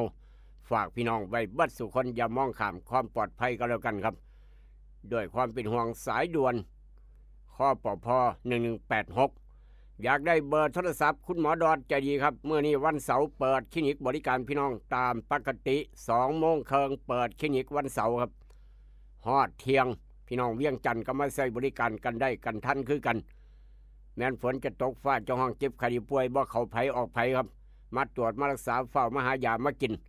ไปคลินิกนายแพทย์จ่ามีก่อนคุณหมอดอนจะดี8 โมงครึ่งฮอดเที่ยงยามมื้อแรง5 โมงแรงฮอด2 ทุ่มครึ่งเบอร์โทรศัพท์เบอร์นี้ครับ0836769581 กับคลินิกนายแพทย์จ่ามีก่อนคุณหมอดอนจะดีอยากได้เบอร์โทรศัพท์ของอูดเนื้อสดทางโค้งบ้านมะพร้าวเสียอูดใจเกินล้านคูณ2แถมพร้อมอีกต่างหากซื้อตับแถมไตครับซื้อเนื้อแถมซีนพี่น้องเลยบ่ต้องห่วงอูดเนื้อสดทางโค้งบ้านมะพร้าวเบอร์โทรศัพท์เบอร์นี้ครับเสียอูดใจเกินล้านคูณ2ซื้อหลายแถมแจไปส่งฮอดมองเนื้อไม่เนื้อสดบ่พันตู้แช่บ่พันตู้เย็น095-329-5764 เบอร์โทรศัพท์ติดต่อประสานงานเอาเนื้อสดจากอูดเนื้อสดทางโค้งบ้านมะพร้าวพี่น้องกันโทรศัพท์ลองเบิ่งครับโทรกดไปเบอร์นี้ลองเบิ่งเดี๋ยวนี้เสียอูดจะอโลโหลดเอาหลายปันได้เนื้อสดอูดเนื้อสดทางโค้งบ้านมะพร้าวบางมื้ออาจจะมีป่าน้ำโขงให้พี่น้องพร้อมครับมีป่าน้ำโขงบริการพร้อมเพราะว่าเพิ่นเจงหาป่าน้ำโขงเจงอูดเนื้อสดทางโค้งบ้านมะพร้าวเดี๋ยวนี้เราก็บอกต่อกันไปสำหรับเบอร์โทรศัพท์น้ำป ปลาร้าแซ่บนัวครัวอิ่มพุงครับพี่น้องเวียงจันทร์สำนักงานใหญ่ผู้จัดการใหญ่เพิ่นโยฮานสิ้นดาดอิ่มพุงต่อหน้าห้านอาหารต้นตาลบ้านสีส้มซืนทางเกาเลี้ยวเมืองสีขอดพี่น้องสีไข่เกาเลี้ยวหนองดาโคดินบ้านไม้ห้วยหอมทุกหม่องทุกบอนตลาดท่าหลวงตลาดน้อยดอนหนุนตลาดโอ้โหหลายตลาดสวนม่อนพร้อมอีกต่างหากโทรหาเบอร์นี้ครับพ่อค้าแม่ขายอยากเอาไปจำหน่ายขายต่อ552022820 552022820สำหรับพี่น้องทางบ้านหมอสีชมไมทาบอสังคมโพดตักน้ำสมนายุ่งนางัวครับอำเภอบ้านผือโทรเบอร์นี้อยากได้น้ำปลาร้าปรุงรสแซ่บนัวคั่วยิ้มพุงพ่อค้าแม่ขายนำหาจนตลาดแตกครับ0983458221 0983458221ผู้ใดกินก็ว่าคักผู้ใดกินก็ว่าแซ่บคนยังบ่ได้กินบ่ฮู้จักน้ำหมูฟ้าวไปเอามาใส่ตำหุงยามมื้อเช้าแซ่บแซ่ลาบแซ่ก้อย2สูตรน้ำกันสูตรแซ่บคุณ2ฝาสีส้มสูตรรสมือแม่ฝาสีเหลืองน้ำปลาร้าปรุงรสแซ่บนัวคั่วยิ้มพุงครับโทรด่วน0983458221อำเภอเมืองหนองคายสาไข่ครับ0933548067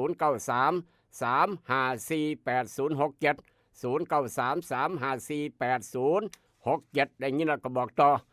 สำหรับพี่น้องคนสวนยางครับมีปัญหาด้านหน้ายางแข็งหน้ายางตายหน้ายางโมนิ่มกรีดยากอย่าลืมใส่นาโนพัดบิ๊กซันช่วงนี้กำลังแถมเครื่องเดิมเบิดเขตสิ้นเดือนนี้ครับเบิดเขตในการแถมสิ้นเดือนนี้ล้านแต่การเกษตรแต่เอี่ยมเฮงเป็นตัวแทนจำหน่ายดาวแดงการเกษตรบ้านป้าสังเหนือทางมาทางดอนป้าเปื่อยบ้านหมอนี่ก็แถมเครื่องดื่มสังคมร้านสังคมการเกษตรอำเภอบ้านผือลาดวิริตอย่างพระอำเภอบ้านผือกระแถมเครื่องดื่มคือกันได้ยินแล้วก็บอกต่อกันไปถ้ามีข่าวด่วนแจ้งกันเข้ามาเปิดสายรายงานข่าวด่วนรายงานข่าวเด็ดครับน้ำขังปากซอยหรือว่าน้ำท่วมน้ำขังเดินทางยากลำบากถนนเปียกถนนชื้นถนนปีนขีดตมไปยากลำบากกดมาเบอร์นี้0816016232ครับขับรถขับราต้องระมัดระวังจะน้อยพี่น้องอย่ามองข้ามความปลอดภัยครับเดี๋ยวความเป็นห่วงกับบริการเอิญให้ลูกปลุกให้เตือนถ้าพี่น้องมีข่าวด่วนโทรมาได้ตลอดพาพี่น้องไปทางจังหวัดหนองคายท่านผู้ว่าราชการจังหวัดหนองคายนี่เป็นประธานในพิธีครับเมื่อวานนี้ครับงานสำคัญจังหวัดหนองคายโดยการนำของผู้ว่าครับจัดพิธีบำเพ็ญกุศลในวาระครบ15วันครับในวาระครบ15มื้อพี่น้องในวาระครบ15มื้อครับนี่คือที่พี่น้องในวาระครบ15มื้อปันนะละสมวานครับปันนะละสมวานก็คือถ้าว่าภาษาบ้านเฮาเจ้าค่อยอ่านนี่ครับคำอ่านครบรอบ15มื้อปันนะละสมวานปันนะละสมวานครับนี่อ่านคำอ่าน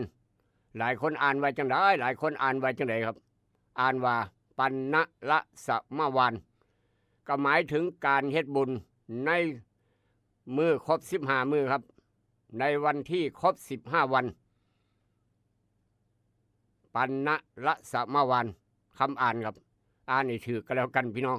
ย่านพี่น้องอ่านผิดครับครบรอบ15มื้อท่านผู้ว่าหนองคายเป็นประธานอยู่วัดหลวงพ่อพระไสยพระอารามหลวงครับเมื่อวานนี้ทาง96.5กระถ่ายทอดสดคือกันยามมื้อแรงครับจากทางจังหวัดหนองคายครับถ้าพี่น้องมีข่าวด่วนก็ถามมาได้ตลอด0816016232ครับ0816016232เว้าเรื่องวัดว่าร้านต่างๆครับพาพี่น้องนี่ไปอีกทางจังหวัดเลยครับลูกขลาเว้าสู่พี่น้องฟังกันแล้วเว้าเรื่องหลวงพี่หลวงพ่อเว้าเรื่องพระสงฆ์พาพี่น้องไปทางจังหวัดเลยครับปัญหาเกิดมีปัญหาครับ ทางเจ้าคณะอำเภอเว้าปุ๊บพี่น้องหูจักปับเกี่ยวกับพระสงฆ์นี่ครับเกี่ยวกับพระสงฆ์หลวงพี่หลวงพ่อด้วยความเคารพลูกขดาเมื่อเป็นข่าวเอามาเว้าสู่พอตู่ไม่ใหญ่มักกะท่ายกวัดกรรมการวัดผู้ใหญ่บ้านกำนันฟังนำกันครับนี่คือทางอำเภอเชียงคานครับเมืองท่องเที่ยวอำเภอท่องเที่ยวของจังหวัดเลยหลายคนเคยไปเที่ยวหลายคนเคยไปเห็นเคยไปตักบาตรพร้อมอีกต่างหากก็เลย เมื่อเจ้าคณะอำเภอเชียงคานครับล่อนหนังสือด่วนเมื่อเพิ่นไปเห็นเพิ่นอาจจะบ่พอใจก็ได้ครับเจ้าคณะอำเภอเชียงคานเขียนหนังสือด่วนล่อนหนังสือด่วนสั่งจัดระเบียบเพราะว่าช่วงนี้เป็นช่วงพระสงฆ์กำลังมีปัญหานี่ครับมีปัญหาทุกอย่างทุกแนวเจ้าคณะอำเภอเชียงคานล่อนหนังสือด่วนสั่งจัดระเบียบพระสงฆ์บิณฑบาตครับในการบิณฑบาตบินอยู่ไสครับบินอยู่ในอำเภอเชียงคานนั่นแหละบินอยู่มองใดถนนคนยางถนนคนเดินเชียงคานครับพร้อมขอปฏิบัติ6 ข้อครับซึ่งเจ้าคณะอำเภอเชียงคานเป็นเจ้าอาวาสวัดป่าศรีพูทอกพอสมศักดิ์เพ่งสิงห์หูจักดีในฐานะเจ้าอำเภอเชียงคานจังหวัดเลยครับได้ส่งหนังสือด่วนแจ้งไปยังเจ้าอาวาสต่างๆในเขตปกครองในอำเภอเชียงคานครับบ้านเฮาก็สามารถฟังได้คือกันเอาไว้เป็นตัวอย่างครับบ้านเฮาเป็นคือจังเพิ่นว่าบ่จะได้หูจักลูกคือดาเอามาเว้าสู่ฟังเมื่อเห็นข่าวนี้ครับแจ้งไปยังเจ้าอาวาสวัดต่างๆในเขตปกครองในอำเภอเชียงคานครับพี่น้องฟังทางหอกระจายข่าวผู้ใหญ่บ้านกำนันมักกะท่ายกวัดฟังไว้จักหน่อยครับเรื่องขอปฏิบัติในการออกบิณฑบาตย่ำมื้อเช้าเรื่องขอปฏิบัติในการออกบิณฑบาตบริเวณถนนคนยางอำเภอเชียงคานครับหลายคนเคยไปยางไปเที่ยวโอ้สวยงามอลังการโดยบอกว่าตามที่มีขอร้องเรียนของพี่น้องร้องเรียนนี่ครับเลยมีปัญหาผ่านสำนักงานเจ้าคณะอำเภอเชียงคานครับกรณีการบิณฑบาตของพระสงฆ์ที่บ่เอื้อ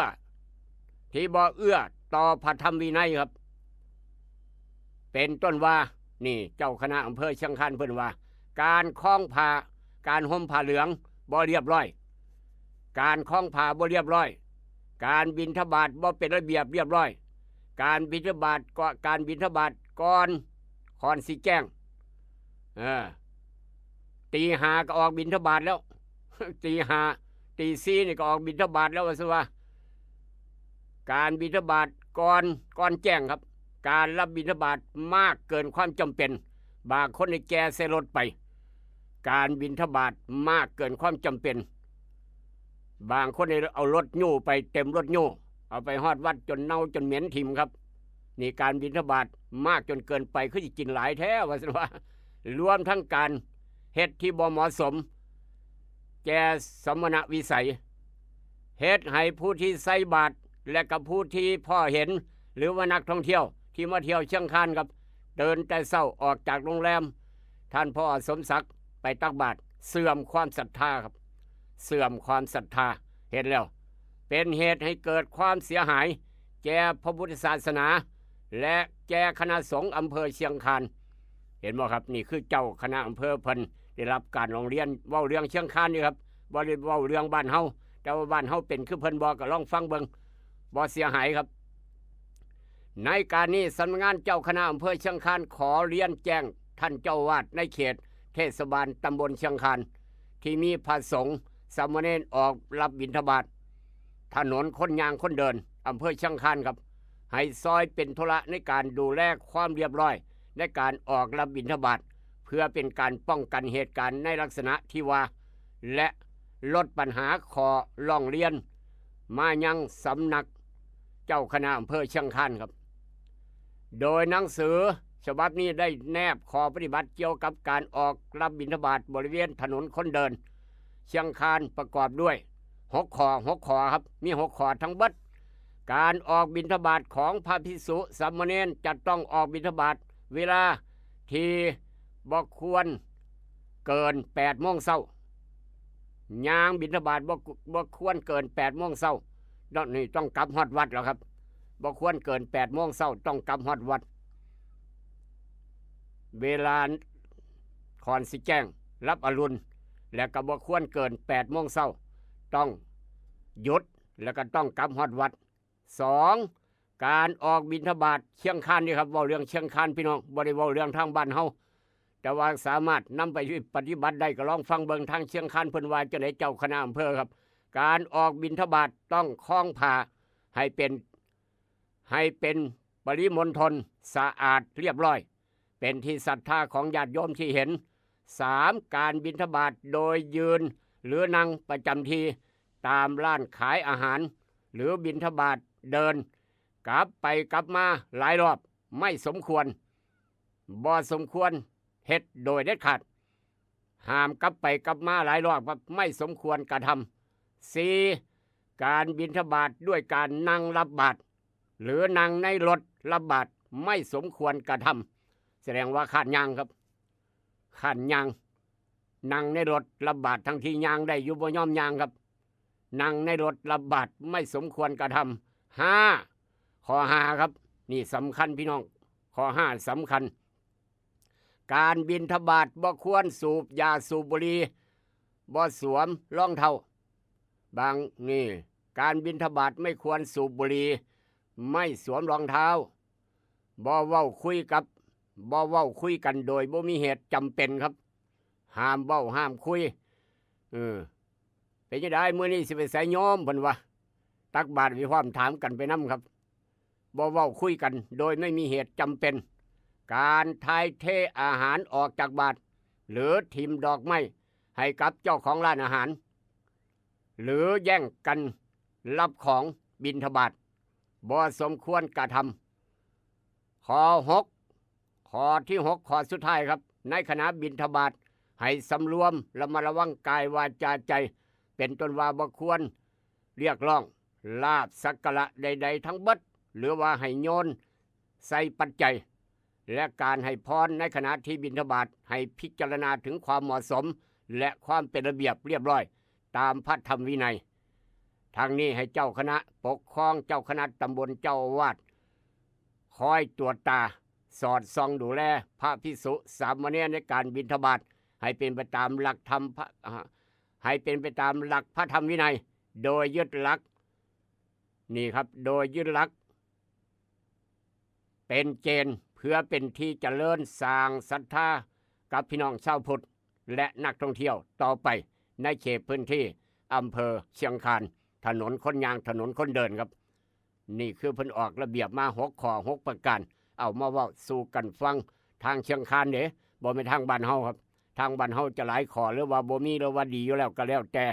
พี่น้องฟังไว้ก็ลองพิจารณาเบิ่งเอามาเว้าสู่กันฟังครับทางเชียงคานเจ้าคณะอำเภอเพิ่นว่าจังสั่นลูกคือลาเห็นเฝ้ามาเว้าสู่พี่น้องฟังครับด้วยความปรารถนาดีกับรายการให้ลูกปลุกให้ตื่นทาง 96.5 กับกาโนปอกสบู่ซับที่ยาทายพยาธิไวสนิก3 กกท่านลองสังว่าจังได๋ในเขตเทศบาลเฮาท่านลองสังว่าจังได๋ก็ลองพิจารณาเบิ่งกันแล้วกันเนาะลองไปนั่งเว้านั่งคุยกับในฐานะเป็นมรรคทายกวัดครับจากเหตุการณ์มาทางเหตุการณ์นี้ครับทางกรมอุตุเตือนพายุคันเมจิหรือว่าพายุนกนานวลฉบับ15ศูนย์กลางปกคลุมจังหวัดศรีสะเกษฝนถล่ม40จังหวัดกรุงเทพหนัก 60% ระมัดระวังน้ำท่วมฉับพลันน้ำป่าไหลหลากครับนี่คือคันเมจิครับหรือว่าพายุซืนมวลกับนกนางนวลแถวกันทะลักจังหวัดศรีสะเกษครับเขาปกคลุมมีลูกมีหลานมีญาติพี่น้องเหตุงานอยู่ในเขตอำเภอกันทะลักกันทลาลมจังหวัดศรีสะเกษก็ลองถามเบิ่งครับว่าฝนตกแห้งตกคอยบ่เป็นจังใดนี่คือทางกรมอุตุเพิ่นบอกมาในอีสานบ้านเฮาครับว่าจังสัน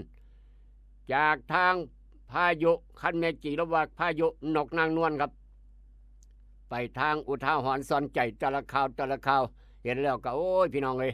ลมหายใจจากแต่ละมื้อสิมันหลายคักจักอันใดเป็นอันใดเอาโลดแม้กระทั่งฝนตกนี่แหละครับ กรมชลประทานพร้อมรับ3 มืออันตรายวันที่8วันที่9วันที่10 8 9 10นับตั้งแต่มื้อนี้รับมือพายุคันเมจิและวันนกนางนวลถล่มกรุงเทพชลประทานพร้อมรับ3 มืออันตรายครับ8 9 10พยทางกรุงเทพ3 มือติดตามตอนต่อไปครับน้ำจะท่วมจะขังหลายสำใดจากพายุคันเมจิครับนี่ก็ย้อนมีปัญหากันกินเหล้าเสมอพี่น้องเอ้ยจากผู้ใดมาข่ามาแก่ง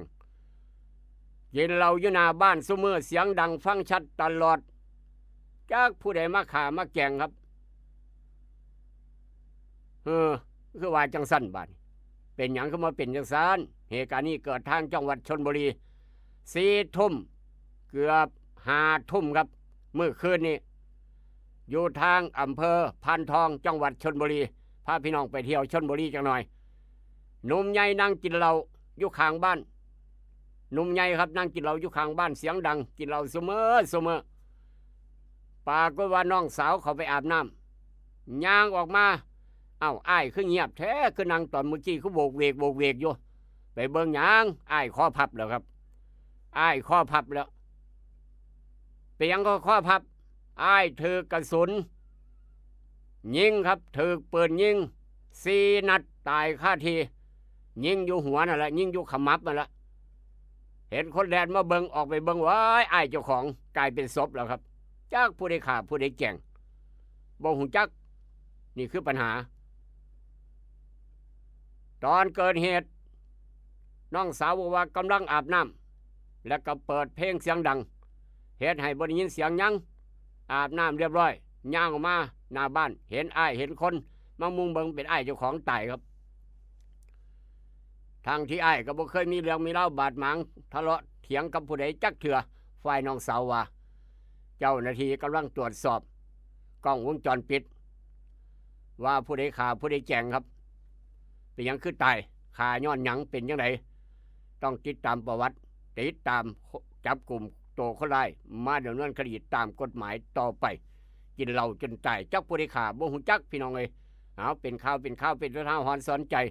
กินเหล้ากินยานั่งดึกๆอยู่หน้าเฮือนหน้าบ้านกับหมู่กับพวกให้ระมัดระวังนี่เด้อเสียงดังขึ้นให้ระวังครับเพิ่นจะรำคาญบ่หรือจังได๋นี่คือปัญหาครับสำหรับคนกินเหล้ามักเสียงดังจากเหตุการณ์นั้นมาทางเหตุการณ์นี้ครับอันนี้กูบัดเหตุเพศภัยพี่น้องเอ้ยลมหายตายจากสิว่าจังได๋ครับเมาเหล้าซิ่งรถเก๋งเมื่อคืนนี้พาไฟแดงครับแล่นต่ำรถกู้ภัยมุนเอเล่5 คันรวดรถกู้ภัยเฮ็ดหยังครับในขณะรถกู้ภัยกำลังซอยเหลือลูกหลานนักเรียนถูกรถต่ำแล้วหนีรถกู้ภัย5 คันกำลังจอดไฟวืบวาบซอยคนอยู่กลางถนนยามมื้อคืนครับเพิ่นผู้ว่านี่เมาเหล้ามาใส่ซิ่งรถเก๋งพาไฟแดงยิงหักต่ำรถตู้5 คันรวดโอ้โหครับ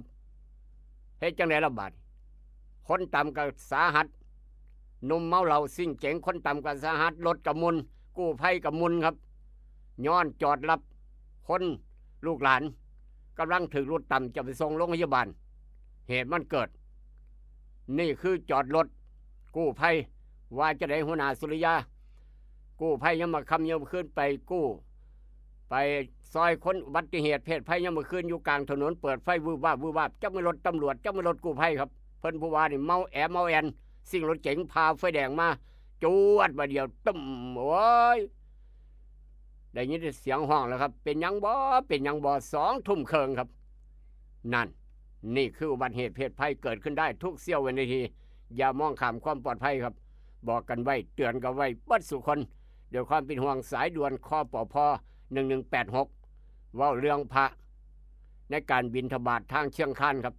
อันนี้กับพระมาอีกแล้วพี่น้องเอ้ยมาอีกแล้วเรื่องพระ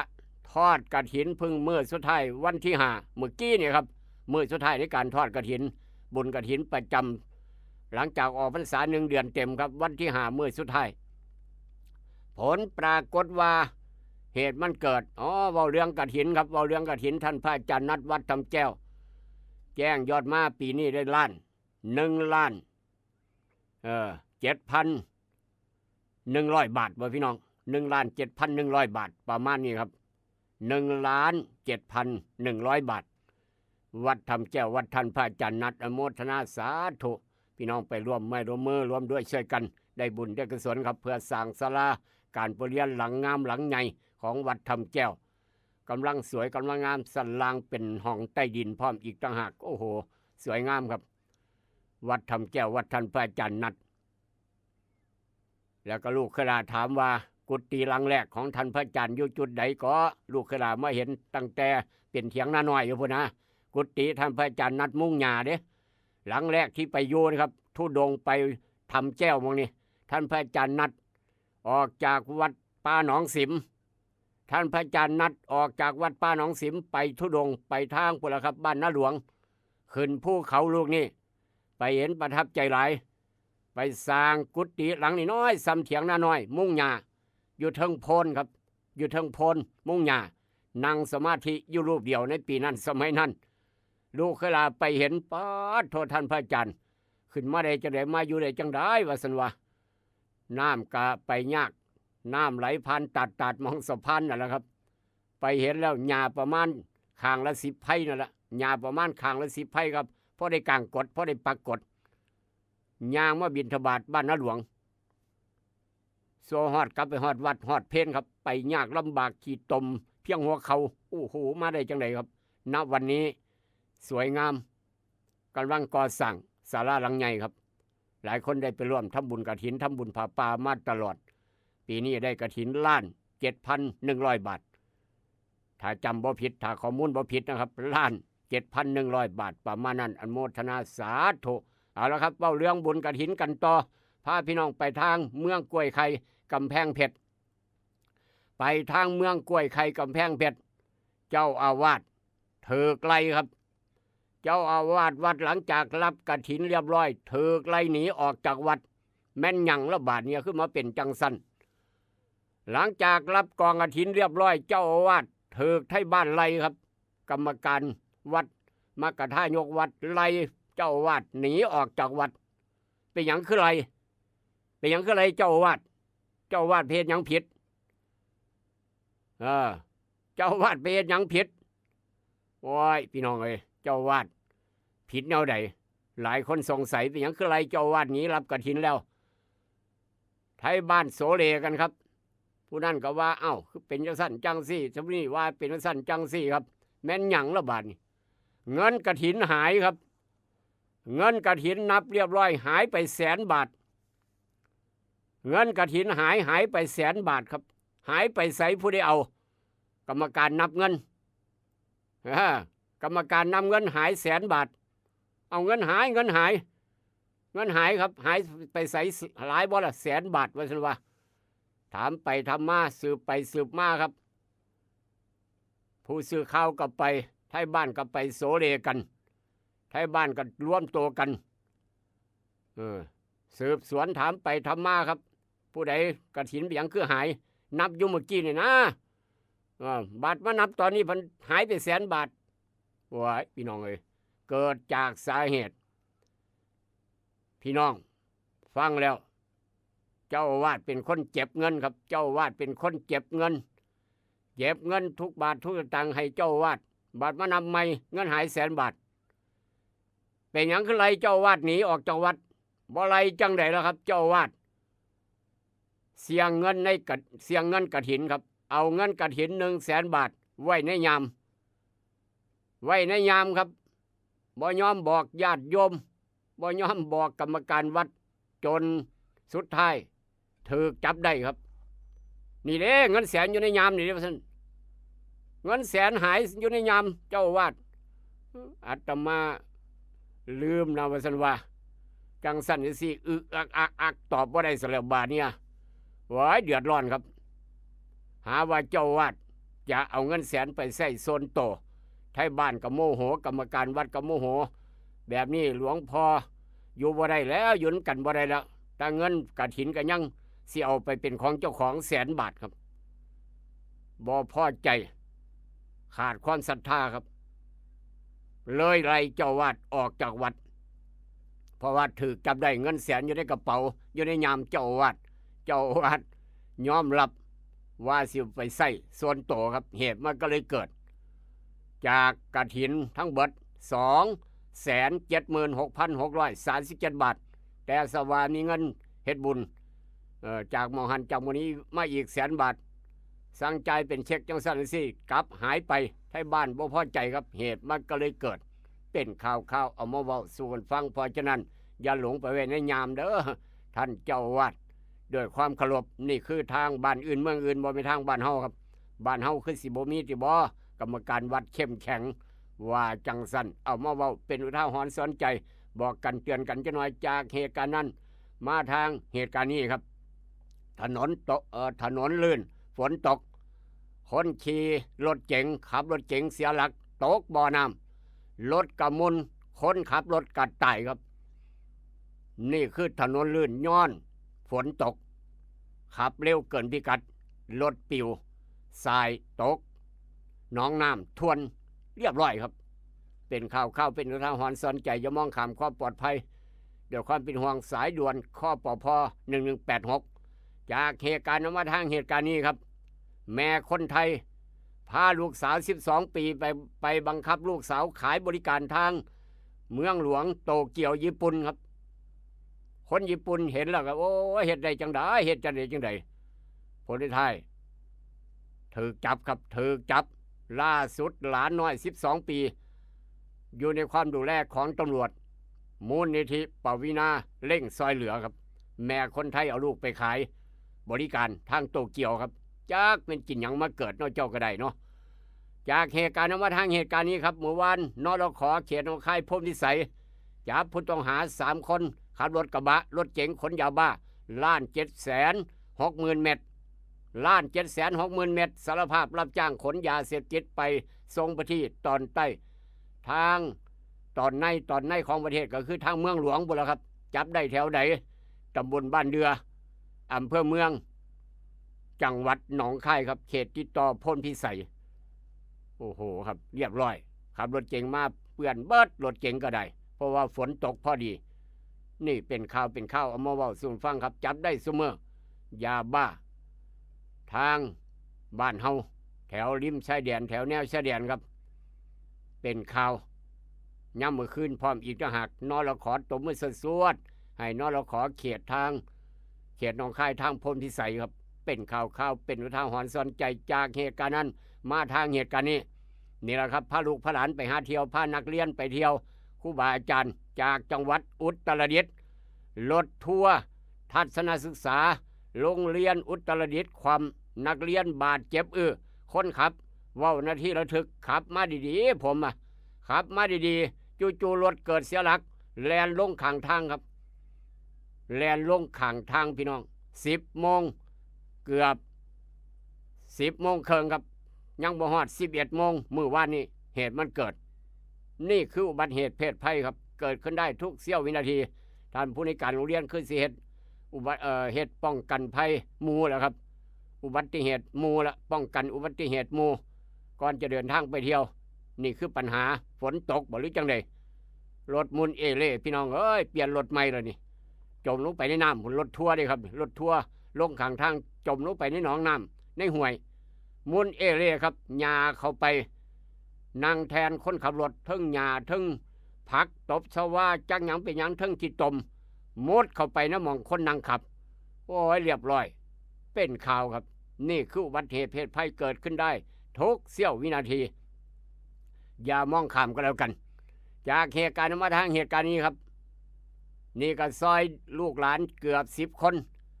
ซอยลูกหลานเกือบ10 คนครับเด็กเล็กเด็กน้อยแม่นเบิดเป็นหยังครับแม่ติดยาบ้าง้อมแง้มครับง้อหัวบ่ขึ้นติดการพนันอีกต่างหากลูก17 ปีเฮ็ดงานผู้เดียวเลี้ยงคนเบิดบ้านแม่ติดยาบ้าง้อมแง้มง้อหัวบ่ขึ้นติดการพนันพร้อมอีกต่างหากบ่เฮ็ดเวียกเฮ็ดการเฮ็ดงานหยังลูกสาวลูก17 ปีเฮ็ดงานคนเดียว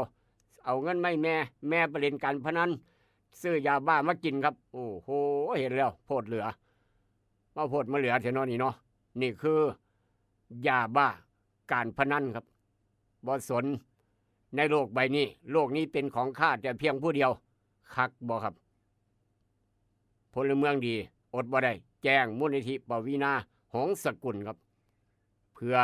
เอาออกจากขุมนรกมองนี้เหตุการณ์นี้อยู่ทางจังหวัดปทุมธานีเอามาเว้าสู่กันฟังอย่ามองข้ามความปลอดภัยก็แล้วกันนี่คือข่าวต่างๆอุทาหรณ์สอนใจราคาทองคำเมื่อวานวันศุกร์ทองคำเมื่อวานตกลงไป50 บาทครับทองอยู่ในคอผู้ใหญ่บ้านขายได้ประมาณ 60,018 บาท1 บาททองอยู่ในร้านขายทอง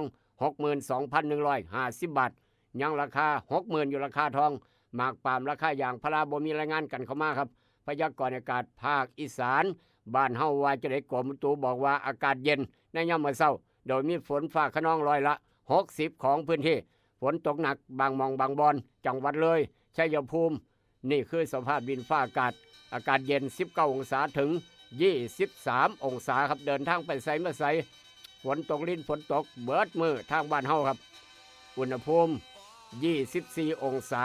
บางมองอาจจะหยุดบางมองอาจจะบ่หยุดลิ้นแห้งลิ้นคอยครับตลอดเบิดมือ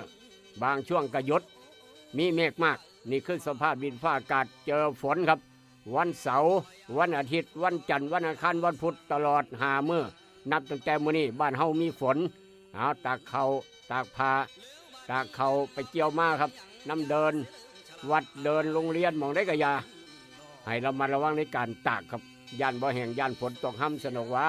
ก่อนจากกันครับของดีไม่หน่อยเอามาฝากเป็นอยู่ได้กะยาต้องหายาบำรุงหัวใจไว้สมุนไพรใกล้โตสมุนไพรใกล้บ้านบำรุงหัวใจรักษาหัวใจไว้นั่นคือน้ำใบบัวบกผักนอกใบเตยหอมน้ำใบเตยหอมซื้อมากินบำรุงหัวใจไว้ใบผักนอกต้นผักนอกเอามากินกับปนกับแจวแม้กระทั่งน้ำใบบัวบกซอยเป็นยาบำรุงหัวใจ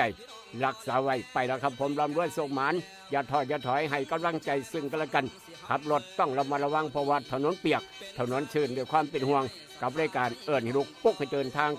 96.5เสียงจากบ้านหม้อแดนสยามเสาร์มื้อนี้สวัสดีครับจังงั้นตักบาทนี่ไปแทนขอบไม่ยืนทรง